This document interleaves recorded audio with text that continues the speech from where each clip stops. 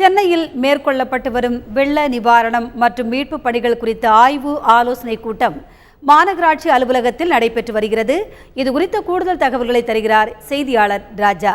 சென்னை மாநகரில் மழை வெள்ளம் பாதித்த பகுதிகளில் எடுக்கப்பட்ட நடவடிக்கைகள் மற்றும் தொடர்ந்து மேற்கொள்ளப்பட்டு வரும் பணிகள் குறித்த ஒரு ஆலோசனை கூட்டம் சென்னை மாநகராட்சி அலுவலகத்தில் தற்போது நடைபெற்று வருகிறது. இந்த கூட்டத்தில் உள்ளாட்சித்துறை அமைச்சர் SP வேலுமணி, கைத்தறித்துறை அமைச்சர் கோகுலத்ரா, சமூக நலத்துறை அமைச்சர் ப வளர்மதி ஆகியோர் கலந்து கொண்டுள்ளனர். அதோடு மட்டுமல்லாமல் சென்னை மாநகரில் உள்ள அனைத்து சட்டமன்ற உறுப்பினர்களும் இந்த கூட்டத்திற்கு வந்துள்ளனர். மேலும் மாநகராட்சி அதிகாரிகள், மாநகர மேயர் மற்றும் மாநகர ஆணையர் உள்ளிட்டோரும் இந்த கூட்டத்தில் பங்கேற்கின்றனர்.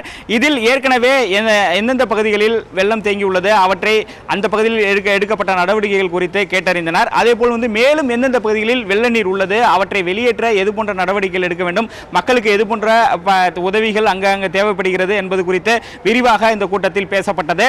இதுவரையில் 80% மீட்பு பணிகள் இந்த சென்னை மாநகரில் முடிந்துள்ளதாக இந்த கூட்டத்தில் பங்கேற்ற அதிகாரிகள், அமைச்சர்கள் மற்றும் அந்த ஆணையரிடம் தெரிவித்தனர். அதேபோல் மேலும் எந்தெந்த பகுதிகளுக்கு நிவாரண உதவிகள் தேவைப்படுகிறது என்ற விவரங்களையும் அவர்கள் கொடுத்தனர். ஒட்டுமொத்தமாக 80% பணிகள், மீட்பு பணிகள் சென்னை மாநகரில் முடிந்துள்ளதாக கூறப்பட்டது இந்த கூட்டத்தில்.